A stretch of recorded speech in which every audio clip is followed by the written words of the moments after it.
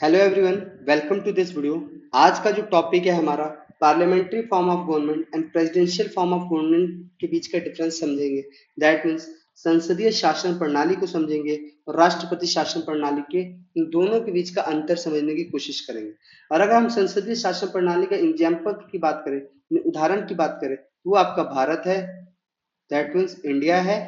और अगर हम राष्ट्रपति शासन प्रणाली की बात करें, वो आपका क्या है, यूएसए है, यानी यूनाइटेड स्टेट्स ऑफ अमेरिका। दोनों ही डेमोक्रेसी के मॉडल हैं, ठीक है। यानी एक गवर्नमेंट कैसे रन करनी चाहिए किसी देश के अंदर, उसके ही दो मॉडल हैं जिसके डिफरेंसेस को हमें समझना है।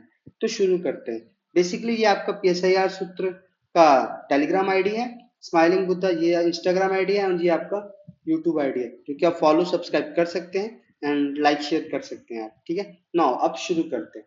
देखो, parliamentary form of government and presidential form of government, ये बात हमने क्या कही कि दोनों ही यानी संसदीय शासन प्रणाली एवं राष्ट्रीय शासन प्रणाली, ये दोनों क्या है, डेमोक्रेसी यानी लोकतांत्रिक व्यवस्थाओं के दो प्रमुख मॉडल हैं।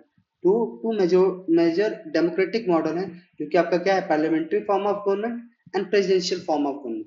दोनों का देखो डेमोक्रेटिक नेचर यानी लोकतांत्रिक नेचर है, ठीक है, स्वभाव तो लोकतांत्रिक है, बट इनका जो संरचना है यानी स्ट्रक्चर है, फंक्शनिंग है, कार्य प्रणाली है, डिस्ट्रीब्यूशन है, शक्तियों का वितरण है, वो क्या है, अलग अलग तरीके से हुआ है। उसी को हम समझेंगे। Parliamentary form of government, basically parliamentary form of government के फीचर्स क्या है, विशेषताएं क्या है। ड्यूअल एग्जीक्यूटिव, ड्यूअल एग्जीक्यूटिव का मतलब आपका प्रेसिडेंट नॉमिनल हेड होते हैं, prime minister and council of minister real executive होते हैं। दैट मीन्स प्रेसिडेंट का काम साइन करना होता है, और प्राइम मिनिस्टर और काउंसिल ऑफ मिनिस्टर होता है जो कि रियल वास्तविक कार्यपालिका यानी वही कार्य करते हैं, ठीक है। जैसे मान लो कि अगर इंटरनेशनल किसी लॉ पे साइन करना है, इंटरनेशनल पॉलिसी पे साइन करना है, तो वो जो साइन कराया जाता है वो प्रेसिडेंट का होता है, वहां पे प्रेसिडेंट का साइन होगा। लेकिन उसको करने में यानी इस पूरे प्रोसेस को करने में कौन कंट्रीब्यूट करता है, किसका भागीदारी होती है, वो आपके prime minister and council of minister यानी उनके मंत्री परिषद का काम होता है। कलेक्टिव रिस्पॉन्सिबिलिटी, बेसिकली ये जो काउंसिल ऑफ मिनिस्टर होता है, मंत्री परिषद होता है, ये संसद की तरफ इनकी उत्तरदायित्व होती है, यानी एक तरीके से रिस्पॉन्सिबल होते हैं, ठीक। स्पेशली लोअर हाउस के लिए। अब लोअर हाउस के लिए क्यों होते हैं, यानी निचले सदन के लिए क्यों होते हैं, वो समझेंगे। देखो, अगर हम बात करें संसद की, ठीक है, यानी पार्लियामेंट की, किसकी, पार्लियामेंट की, तो पार्लियामेंट के तीन पार्ट है। एक है आपका लोकसभा, ठीक है, एक है आपका राज्यसभा, और एक है आपके प्रेसिडेंट, ठीक। लोकसभा को हम लोअर हाउस कहते हैं यानी निचला सदन कहते हैं, ठीक। राज्यसभा को अपर हाउस कहते हैं यानी ऊपरी सदन कहते हैं, ठीक। और प्रेसिडेंट को राष्ट्रपति कहते हैं। तो ये जनरली जो आपके मंत्री परिषद है उनकी जो अकाउंटेबिलिटी है यानी रिस्पॉन्सिबिलिटी है, उत्तरदायित्व है, वो किसकी तरफ है, लोअर हाउस की तरफ है। क्यों ऐसा, क्यों निचली सदन की तरफ, क्योंकि निचला सदन यानी लोकसभा जो है, जो यहाँ पे जो आपके चुने जाते हैं members, member of parliament MP चुने जाते हैं जो, ठीक है, यानी आपके सांसद जो चुने जाते हैं, उनको डायरेक्ट कौन चुनता है, उनको डायरेक्ट जनता चुनती है। तो जनता की तरफ एक तरीके से क्या है, आप उत्तरदायी हो, रिस्पॉन्सिबल हो, ठीक। तो ये दिखाया जाता है। फ्यूजन ऑफ पावर यानी शक्तियों का मेल है। अगर आप देखो एग्जीक्यूटिव और लेजिस्लेचर जनरली क्लोजली लिंक्ड होते हैं, यानी कार्यपालिका और विधायिका एक तरीके से घनिष्ठ इनका संबंध होता है। क्यों, जनरली आप देखो तो जो लेजिस्लेचर होते हैं ना, जो कानून बना रहे होते हैं, जो कानून के बारे में बिल लेके आते हैं, ठीक है, जो कानून बना रहे हैं वही अब कानून पालन भी करा रहे हैं, यानी एग्जीक्यूट भी करा रहे हैं। तो वो क्या होते हैं, एग्जीक्यूटिव होते हैं। तो इनके बीच में एक तरीके से क्या होता है, इंटरलिंक्ड होता है। लीडरशिप ऑफ प्राइम मिनिस्टर, अब इसमें जनरली जो होता है प्रधानमंत्री का नेतृत्व होता है, यानी प्रधानमंत्री एक तरीके से क्या है, फर्स्ट अमंग इक्वल्स, यानी बराबरी में सबसे पहले वही आएंगे। And leader of the government, और सरकार के क्या होते हैं, वो एक नेता होते हैं, ठीक। पॉलिटिकल अकाउंटेबिलिटी, जनरली इसमें क्या होता है, गवर्नमेंट यानी सरकार तभी तक टिकती है जब तक लोअर हाउस में उनकी मेजोरिटी रहती है। अगर लोअर हाउस में मेजोरिटी नहीं रही, ठीक है, लोकसभा में उनका बहुमत नहीं रहा, तो उनकी जो उत्तरदायित्व है, जो उनकी सरकार है, वो गिर सकती है। इसलिए इनका मेजर काम यही होता है कि गवर्नमेंट तभी तक सरवाइव कर पाएगी जब मेजोरिटी सपोर्ट रहेगा लोकसभा के अंदर यानी लोअर हाउस के अंदर, ठीक। इस तरीके से काम करता है। अब हम बात करते हैं प्रेसिडेंशियल फॉर्म ऑफ गवर्नमेंट में। इसमें सिंगल एग्जीक्यूटिव होता है, यानी प्रेसिडेंट ही क्या होता है, हेड ऑफ स्टेट होता है और हेड ऑफ गवर्नमेंट होता है। और इसमें क्या था, हेड ऑफ स्टेट कौन थे आपके, प्रेसिडेंट थे, और हेड ऑफ गवर्नमेंट कौन थे आपके, प्राइम मिनिस्टर थे, ठीक। फिक्स टेन्योर होता है, इसमें जनरली 5 साल 4 साल का टेन्योर होता है। अगर हम बात करें यूएसए के लिए, यूएसए में 4 इयर्स का टेन्योर है, ठीक है, यानी कार्यकाल जो है 4 सालों का है। सेपरेशन ऑफ पावर, यहाँ पर जो शक्ति का पृथक्करण यानी सेपरेशन ऑफ पावर है, एग्जीक्यूटिव लेजिस्लेचर जुडिशरी क्या है, इंडिपेंडेंट है। देखो भारत में ना लेजिस्लेचर, ठीक है, लेजिस्लेचर यानी कार्यपालिका और विधायिका दोनों एक दूसरे से क्या है, घनिष्ठ संबंध रखते हैं। लेकिन अगर आप राष्ट्रपति शासन प्रणाली की बात करो, यहाँ पे ये चीज नहीं है। यहाँ पर आपका एग्जीक्यूटिव और लेजिस्लेचर, दैट मीन्स कार्यपालिका और विधायिका क्या है, अलग अलग होते हैं। इवन न्यायपालिका भी अलग होती है, ठीक है। और यहाँ पे तो आपका न्यायपालिका अलग होती है, बट आपका जनरली कार्यपालिका यानी एग्जीक्यूटिव और विधायिका यानी लेजिस्लेचर दोनों इंटरलिंक्ड होते हैं, यानी घनिष्ठ संबंध होते हैं इनके बीच में। नो कलेक्टिव रिस्पॉन्सिबिलिटी, यहाँ पे किसी के लिए रिस्पॉन्सिबिलिटी, कलेक्टिव रिस्पॉन्सिबिलिटी नहीं होती। प्रेसिडेंट उनके मंत्रिपरिषद प्रत्येक रूप से विधायिका के प्रति उत्तरदायी नहीं होता।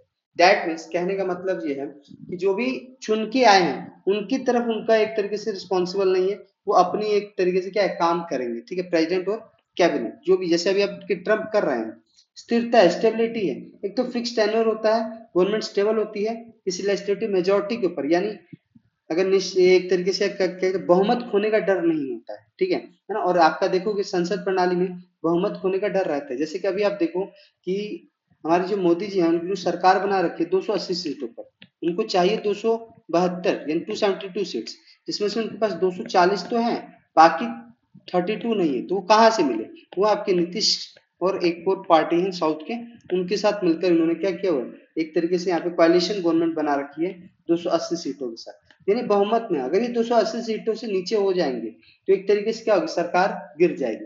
बट यहाँ पर नहीं होता, राष्ट्रपति में ये चीज नहीं होती, यानी इसीलिए यहाँ पे क्या है, स्थिरता है, स्टेबिलिटी, ठीक। तब थोड़ा सा कंपेयर करेंगे कि एग्जीक्यूटिव हेड यहाँ पे कौन होता है, तो आपका प्रेसिडेंट होते हैं, जो नॉमिनल होते हैं, प्राइम मिनिस्टर रियल होते हैं। और प्रेसिडेंशियल सिस्टम में राष्ट्रपति प्रणाली में क्या होता है, प्रेसिडेंट ही क्या होते हैं, स्टेट के भी और सरकार के भी दोनों के हेड होते हैं, यानी प्रमुख होते हैं। अगर हम बात करें रिलेशनशिप विद लेजिस्लेचर, पार्लियामेंट्री में क्लोज रिलेशन है, मतलब घनिष्ठ संबंध है, प्रेसिडेंशियल में अलग अलग है, ठीक है। अकाउंटेबिलिटी की बात करें तो ये क्या है, एक तरीके से काउंसिल ऑफ मिनिस्टर यानी मंत्री परिषद जो है वो संसद की तरफ उत्तरदायी होता है, उत्तरदायित्व ले उठाता है। और यहाँ पे प्रेसिडेंट आपका किसी संसद के प्रति या लेजिस्लेचर के प्रति उत्तरदायित्व नहीं उठाता। टेन्योर एक तरीके से पार्लियामेंट्री में फिक्स नहीं होती, जनरली तो 5 साल की होती है, लेकिन वो फिक्स नहीं है। अगर सरकार गिर गई, इससे पहले बहुमत गिर गई, तो वहां पे वो सरकार भी गिर जाएगी और फिर दूसरा इलेक्शंस होने के चांसेस हो जाते हैं। प्रेसिडेंशियल सिस्टम में 4 या 5 साल, यूएसए की केस में अगर हम बात करें तो 4 सालों के लिए प्रेसिडेंट चुने जाते हैं। स्टेबिलिटी अगर देखा जाए पार्लियामेंट्री सिस्टम यानी संसदीय प्रणाली में, तो उतनी नहीं है। प्रेसिडेंशियल में आपकी है स्टेबिलिटी। स्पीड ऑफ डिसीजन, निर्णय की गति जो अगर आप देखो तो पार्लियामेंट्री संसदीय प्रणाली में क्या है, एक तरीके से स्लो है बट इफेक्टिव है। प्रेसिडेंशियल में क्या फास्टर है, और प्रेसिडेंट ही क्या है, एग्जीक्यूटिव अथॉरिटी होता है। इसीलिए कह रहा हूँ 50% टैरिफ लगाया है ट्रंप ने, उसके लिए एससी ने क्या कहा, एक तरीके से उसको गलत माना है, ठीक। किसके केस में, अमेरिका के केस में। उदाहरण के लिए देखो इंडिया में है, यूके में है, जापान में। प्रेसिडेंशियल सिस्टम कहाँ कहाँ पे है, राष्ट्रपति प्रणाली यूएसए, ब्राजील और रशिया में, ठीक। अब थोड़ा सा जानेंगे क्या फायदे हैं क्या नुकसान है पार्लियामेंट्री सिस्टम यानी संसदीय प्रणाली। फायदे क्या है पार्लियामेंट्री सिस्टम के, संसदीय प्रणाली के, तो एक तरीके से अकाउंटेबिलिटी है। अकाउंटेबिलिटी मतलब उत्तरदायित्व, जिम्मेदारी है, किसका, एग्जीक्यूटिव कार्यपालिका का। कार्यपालिका की सबसे ज्यादा जिम्मेदारी हो जाती है कि जो जो कार्य कहा गया है उसको लागू कराना सही से, देश की उन्नति के लिए उसको लागू कराना जरूरी है, और वो उत्तरदायी होते हैं। अगर वो ऐसा ना हो तो अगले 5 साल के बाद जब भी इलेक्शन होगा तो उनकी सरकार को हटा दिया जा सकता है। Reflect majority opinion of people, और जनरली इसमें क्या है कि बहुत ज्यादा लोगों की एक तरीके से ओपिनियन होती है। कैसे, जो आपकी लोकसभा में चुने जाते हैं सांसद, ठीक है। अब 280 सीटें आपकी किसके पास है, बीजेपी अलायंस के पास है, ठीक है। बीजेपी अलायंस के पास है 280 सीटें। तो अगर ये 280 सीटें किसी चीज को हाँ कह रहे हैं, यानी मेजोरिटी ओपिनियन जो है, बहुमत जो है वो किसकी तरफ है, उस बिल के लिए होगी, है ना, अगर उसको हाँ कहना है तो।